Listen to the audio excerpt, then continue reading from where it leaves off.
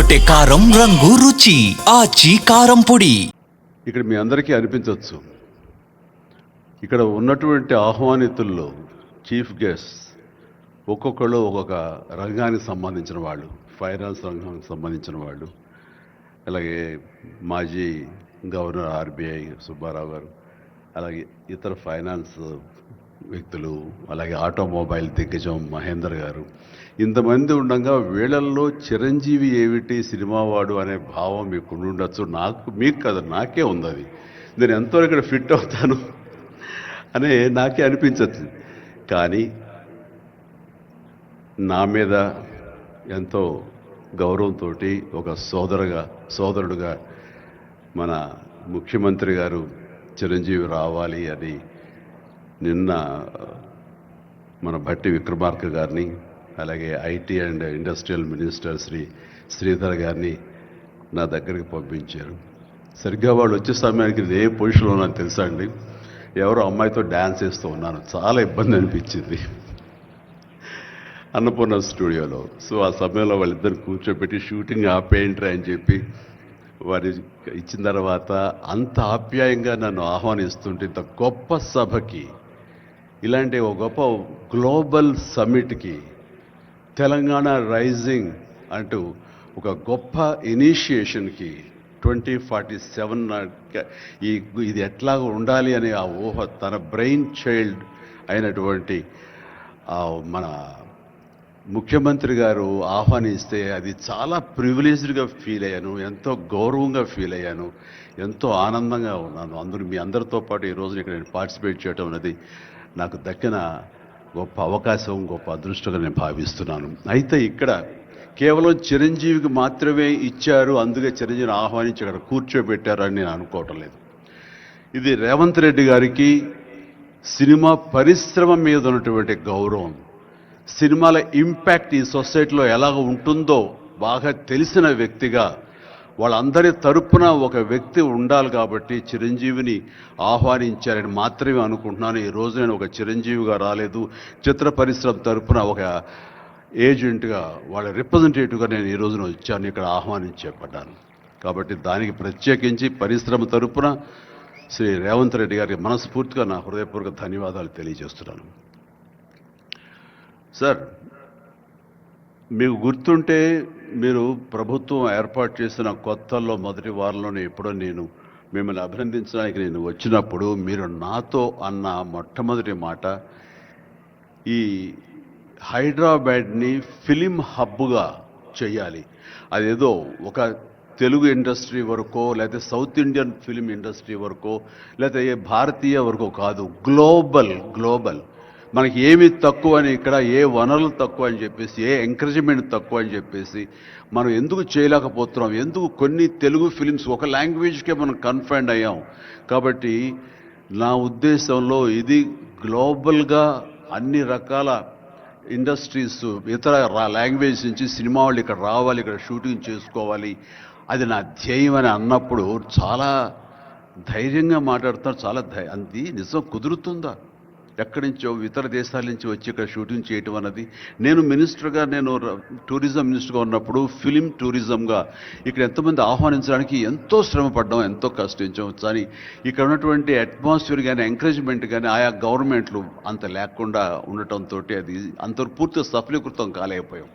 ఆ ఉద్దేశంతో నేను ఎంతో కొంచెం స్కెప్టికల్గానే ఉన్నాను. ఎంతవరకు కుదురుతుంది, ఈయన డ్రీమ్ సక్సెస్ చేయగలరా అని అనుకుంటూ, మీరు ఏమైనా చేయండి, మీ గైడెన్స్ ఇవ్వండి, మీరు ఏం చెప్తే దాన్ని ఫాలో అవడానికి మేమందరం రెడీగా ఉన్నామని ఒక మాట ఇచ్చి మాత్రం అన్నాను. కానీ విత్ ఇన్ నో టైం ఇంత పెద్ద ఎత్తున ఈయన అన్ని రకాల సెక్టార్స్ వాళ్ళని ఇన్వైట్ చేసి గ్లోబల్గా అందరినీ వెల్కమ్ చేసి ఈ రోజున అందులో ఒక పార్ట్గా సినిమాలను కూడా ఆయన వెల్కమ్ చేస్తున్నారంటే కనుక అది హ్యాట్స్ ఆఫ్. అది ఆయన ఒక్కరి వల్లే అయ్యింది అన్నట్టుగా కాకుండా అన్నది సాధ్యం చేసేలాగా ప్రాక్టికల్గా ఈ రోజు మనందరం చూస్తున్నాము.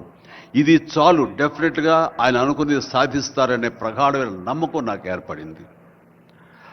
ఎందుకంటే ఆయన అన్నది హైదరాబాద్ అనేది సెంట్రల్ లొకేటెడ్ మన కంట్రీలో. ఏ ఇతర ఇంపార్టెంట్ సిటీస్కి వెళ్ళాలని సరే 1 అవర్ డిస్టెన్స్లోనే ఉంది. మేబీ ఢిల్లీ ఇంకొక 1 అవర్ పడుతుందేమో తప్ప. అండ్ ఇక్కడ లేని లొకేషన్స్ ఎక్కడ లేవు, ఎక్కడ లేకుండా పోలేదు. మనకు మంచు కొండలు ఉన్నాయి, థార్ డెజర్ట్స్ ఉన్నాయి, అడవులు ఉన్నాయి, వర్షాలు పడే ఉన్నాయి, లాంగెస్ట్ బీచ్లు మనకు ఉన్నాయి. ఏమి తక్కువ, ఏ లొకేషన్స్ తక్కువ, ఏ వనరులు తక్కువ. ఇక్కడ పని చేయడానికి వాళ్ళకి స్కిల్ డెవలప్మెంట్ చేయగలిగితే కనుక పని చేయడానికి ఎంతోమంది ముందుకు వచ్చి సినిమా పరిశ్రమ ద్వారా ఉపయోగపడి వాళ్ళ కుటుంబాలకు వాళ్ళు ఉపయోగించుకుంటారు. ఇది ఆ పొటెన్షియల్ పూర్తిగా ట్యాప్ చేయలేదు అన్న మాట వాస్తవం. వారు అది నేను అంగీకరిస్తూ మా సలహాల కోసంగా ఆయన కొన్ని సెమినార్లు ఫ్యూచర్లో నడిపిస్తామన్నారు. ఇప్పుడు కూడా అలాంటి చిన్న సెమినార్లు మా పెద్దల మధ్య జరిగింది. అయితే ఇది కాంప్రహెన్సివ్గా కన్సాలిడేట్గా జరిగేలాగా విత్ ఇన్ షార్ట్ టైం మేము అందరూ కూడా ముందుకు వస్తాము. ఇక్కడ ప్రపంచానికే ఇది అద్భుతమైనటువంటి సినిమా హబ్గా హైదరాబాద్ని చేయటంలో మేమందరం ముందుంటాము.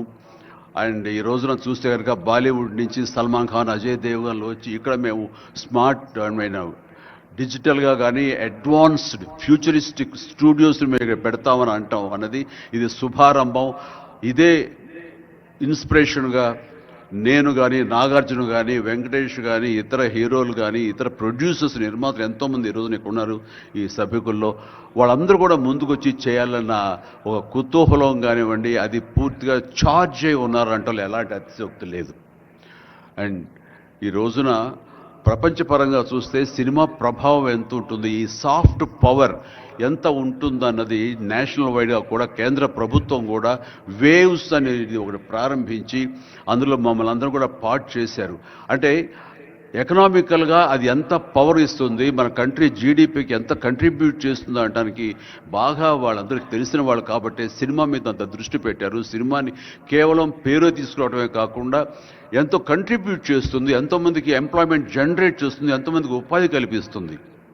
అంటే ఉదాహరణకి కొరియా తీసుకుంటే కనుక కొరియాలో ఇనీషియల్గా వాళ్ళందరూ యూత్ అనేవాళ్ళు ఈవినింగ్ అయ్యేసరికి చాలా పక్కదారులు పడుతున్నారు, కొన్ని వ్యసనాలకి లోనవుతున్నారు. ఆ రకంగా యూత్ నిర్వీర్యమైపోతుంది. ఏం చేయాలంటాం వాళ్ళందరూ కలిపి వీళ్ళని ఎంటర్టైన్మెంట్ వైపు కనుక మనం డైవర్ట్ చేయగలిగితే, be it is music, be it is singing or films, ఇంకోటి ఇవన్నీ ఎంటర్టైన్మెంట్గా చేయగలిగితే కనుక వాళ్ళు ఆక్యుపై అయి ఉంటారు. తద్వారా వాళ్ళు ప్రోగ్రామ్స్ ఇవ్వగలుగుతుంటారు.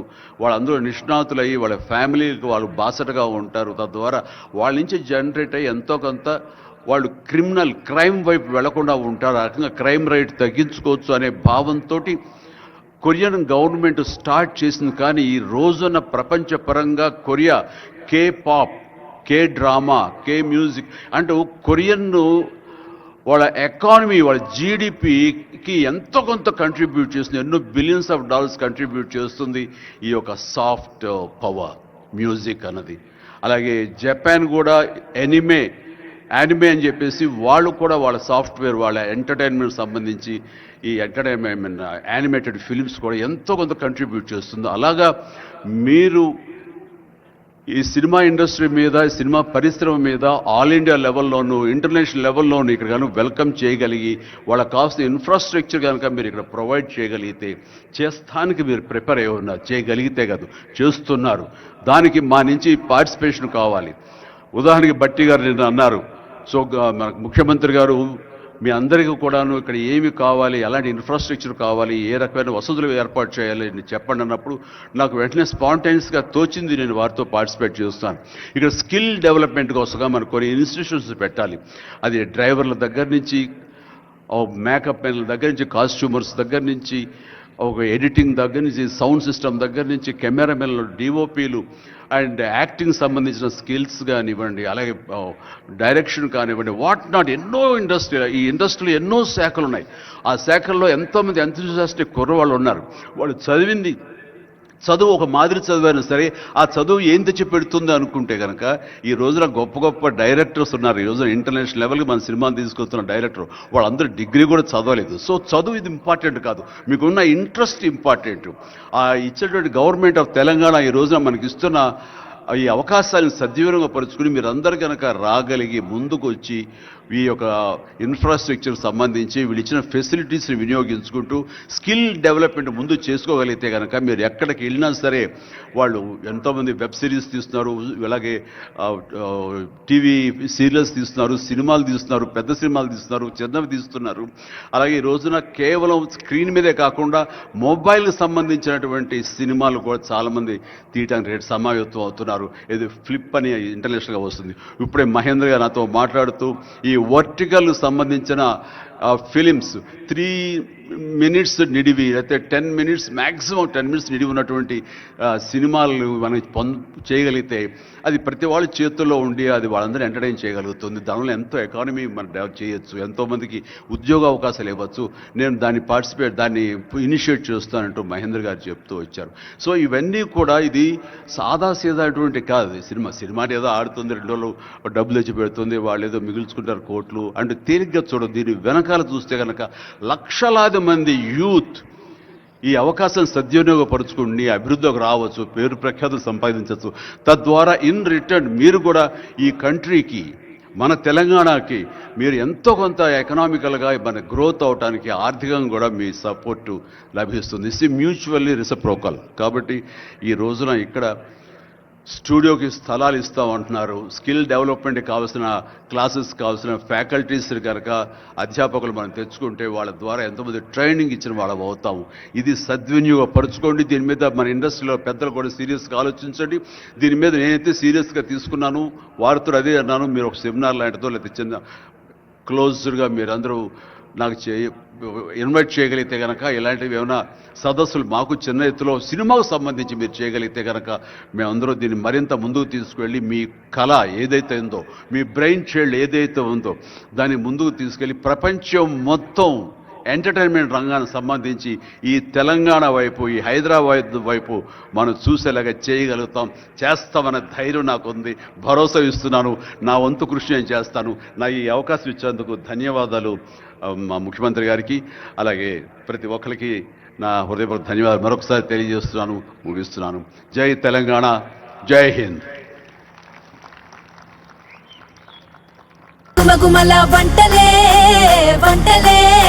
తెరకొట్టే కారం రంగు రుచి ఆచి కారం పొడి.